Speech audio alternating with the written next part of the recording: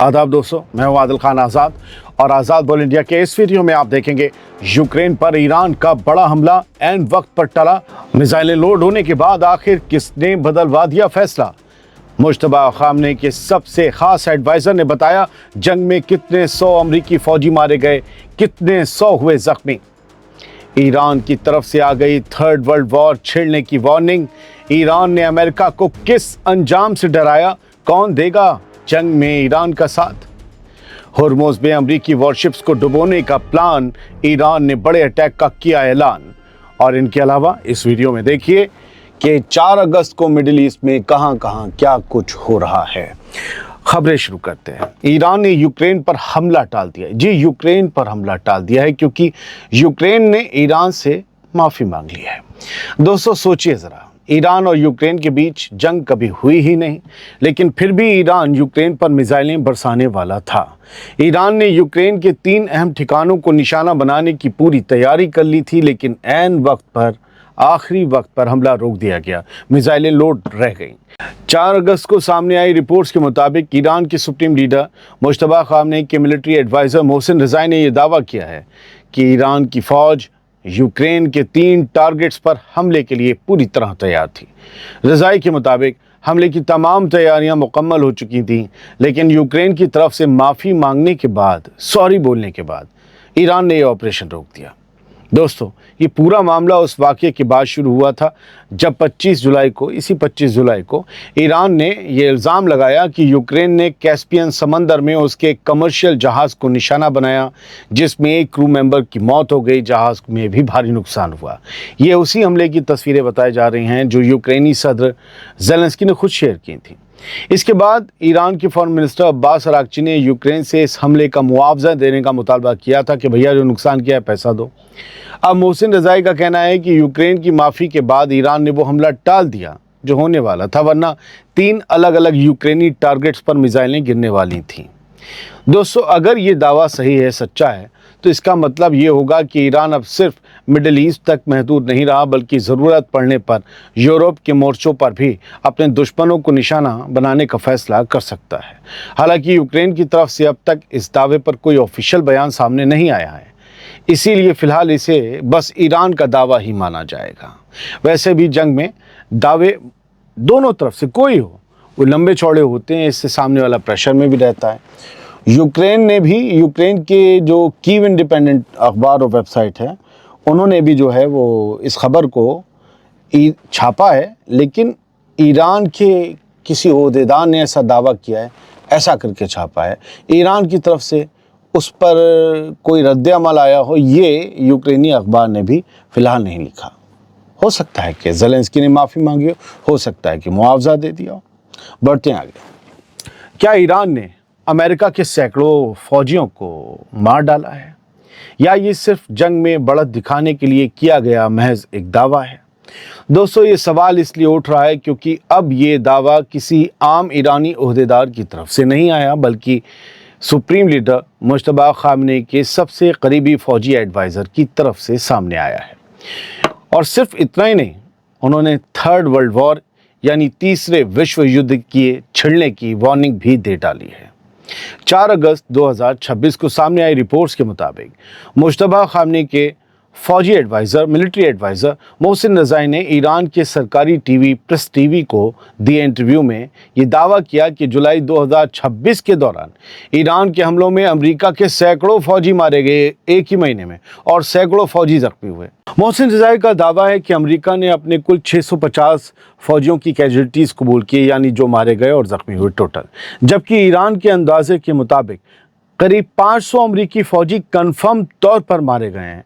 लेकिन दोस्तों, अमेरिका की ऑफिशियल जानकारी इससे बिल्कुल अलग तस्वीर पेश करती है। अमरीकी मिलिट्री के मुताबिक जुलाई के दौरान जॉर्डन और इराक में अमरीकी एयरबेस में हमले हुए और टोटल 4 अमरीकी फ़ौजी मारे गए, जबकि इससे पहले ऑपरेशन एपिक फ्यूरी में 14 दूसरे अमरीकी फ़ौजी मारे जाने की जानकारी दी गई थी। रिपोर्ट्स के मुताबिक करीब 417 अमरीकी फ़ौजी ज़ख्मी हुए, जबकि 207 दूसरे फ़ौजियों को ओवरसीज़ ऑपरेशंस के दौरान ज़ख्मी होने वालों की कैटेगरी में रखा गया। यानी ईरान का दावा और अमेरिका के ऑफिशियल आंकड़े दोनों जो हैं वो एक दूसरे के बिल्कुल अलग हैं। इसी इंटरव्यू में मोहसिन रज़ाई ने यह भी दावा किया कि इसराइल खुद सामने नहीं आ रहा बल्कि अमेरिका को आगे करके अपनी जंग लड़वा रहा है। उन्होंने वार्निंग दी कि अगर अमेरिका इसी तरह अपनी फौजी कार्रवाई बढ़ाता रहा तो हालात थर्ड वर्ल्ड वॉर तक पहुंच सकते हैं और वो जंग सेकेंड वर्ल्ड वॉर से भी ज़्यादा तबाहकुन होगी। यानी ईरान पहली बार सीधे सीधे तीसरी जंग अजीम, तीसरी वर्ल्ड वॉर का सिग्नल दे रहा है, जिसमें ईरान की तरफ से भी दुनिया के कई बड़े मुल्क शामिल हो सकते हैं। क्या वो रूस और चाइना होंगे? क्योंकि वर्ल्ड वॉर तो अकेले नहीं लड़ी जाती, उसमें तो धड़े लड़ते हैं। क्या वो रूस चाइना होंगे जो ईरान का साथ देंगे, या बस लेबनान, इराक और यमन के हथियारबंद लड़ाके ही ईरान का साथ देंगे? इसके बारे में मोहसिन रज़ाई ने कुछ नहीं बताया।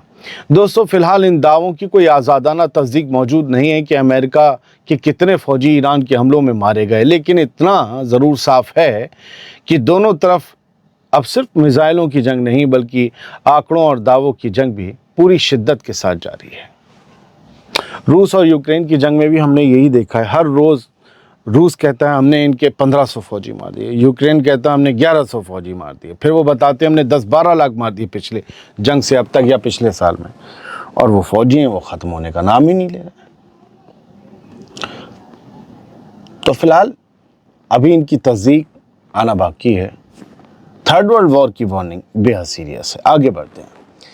ईरान ने अब अमेरिका के वॉरशिप्स को डुबोने की खुली धमकी दे दी है, और ये धमकी ऐसे वक्त आई है जब स्ट्रेट ऑफ हॉर्मुज़ को लेकर अमेरिका और ईरान आमने सामने खड़े हैं। दोस्तों, ये कोई सोशल मीडिया पोस्ट नहीं है, बल्कि ये बयान मुश्तबा ख़ामनेई के सबसे करीबी फ़ौजी एडवाइज़र मोहसिन रज़ाई की तरफ से आया। उन्होंने 2-3 लंबे चौड़े इंटरव्यू दिए हैं, 5-6 खबरें तो वहीं से निकल आईं।